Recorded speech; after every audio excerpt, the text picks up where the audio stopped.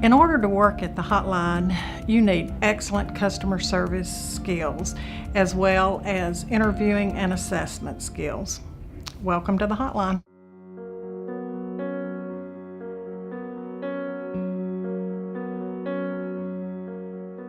A typical day at the hotline. Well, there is no typical day. There are some things that you see transcend from day to day, but really things can come at you in a matter of a second. We get phone calls from citizens, like neighbors or even strangers. We get phone calls from police officers, doctors, and teachers. And with those phone calls, they have either a question or a concern about abuse or neglect. And we will take those phone calls and try to establish what those concerns are. Our crunch time is usually from 11 to 3, and that's just calls back to back to back. So you just have to know how to time manage, basically. This is definitely a job that you have to be able to effectively multitask at. Whenever we're working, we have 2 monitors in front of us, so we are typing on 2 different computer screens while being on the phone, and a lot of times the callers are calling and they're upset, and you're having to console them on the phone and provide comfort while getting all the essential information that you need to effectively make the report. You have to make sure to get here 100% on time. Even if you're 1 minute late, it will count as tardy. So it's really important to be punctual here. You have to be able to handle stress, because no matter what anybody says, this job is a stressful job. You have to be able to deal with and manage your own stress levels. You have to have a desire to help people. Our number one goal is child safety. We take child abuse reports, we screen them to see if they meet criteria for abuse and neglect according to Tennessee state law and policy. If they do meet criteria, then we send them out to the counties for investigation. If you weren't there to take that report from the person that's reporting, you never know what could happen to that child or that family, or what may happen thereafter. So the fact that you're there to listen to someone's concerns does truly have a direct impact on that family or child. We've seen it time and time again. We're not hearing pretty things. We're hearing like some pretty awful things. We do get calls about child deaths and things like that are shocking when you hear them the first 10 or 20 times. It doesn't get any easier per se, but it gets to a point where you can focus your whole attention on getting all those details. That way you can help out the case as much as you can before getting it out to the county. The hard thing is just not getting your feelings too involved. And some reports, after you take it, you just have to take a breather, because some of the things you hear, you think, is this real? You still need to keep living. You still need to have an optimistic and positive outlook on life and the world despite hearing these ugly things, because it's just part of the job. Whatever you enjoy doing, whatever brings you pleasure, I would certainly recommend remembering to do that. It is hard work. It's harder than what a lot of people think it is, and it's rewarding at the same time. And if you love children and you want to be able to help, then it might be the right place. Knowing that maybe I saved one child, if it's just one in a given day, that's the best thing about working at the job for me. Our number 2 goal at the hotline is excellent customer service. Not just good customer service, but excellent customer service. That means that we answer calls promptly, professionally, and efficiently. We can never be rude to our callers, even if they are rude to us or mad at us. A lot of times the callers are calling and they're upset, and this is one of the most difficult things they may have ever had to face. So it's important to be understanding while on the phone. Sometimes they can ramble and go on, but you just have to listen and be an active listener and try to help them out.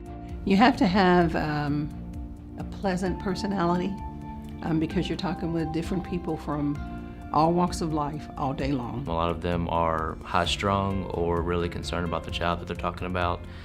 We have a lot that are crying or angry when they call in about what's taking place.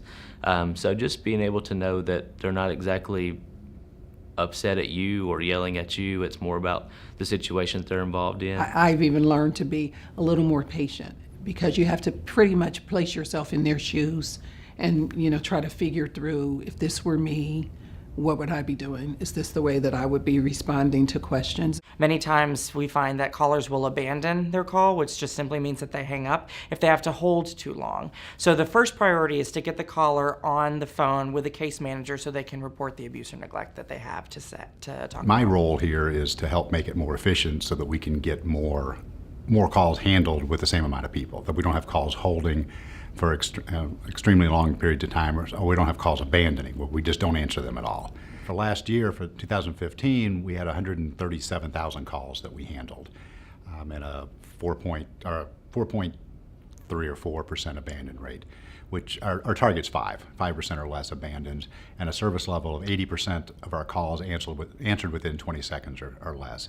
And we exceeded that. We did better than that for the full year. Not every call is about child abuse or neglect. We get case managers from the field calling back in with a question about something.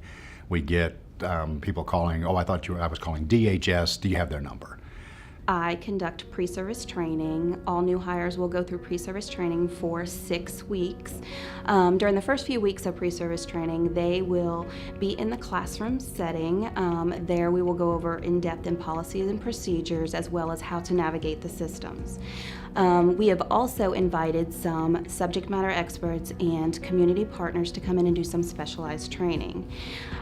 Throughout the whole 6 weeks of pre-service training, we will do some role-playing to help prepare them to take live calls, as well as how to deal with various situations they may encounter.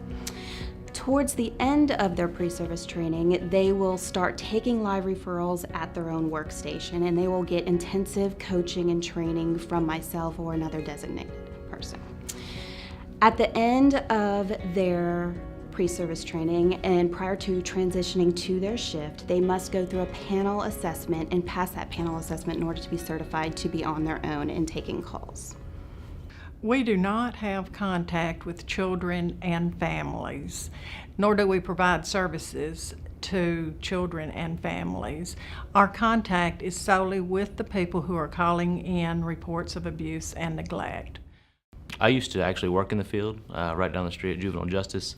I worked there for, I guess, a little over a year before coming to the hotline, and I felt like I wasn't doing enough. I love working face-to-face with parents and kids, but there was a lot of paperwork involved where I didn't feel like I was getting enough time with them to make a difference.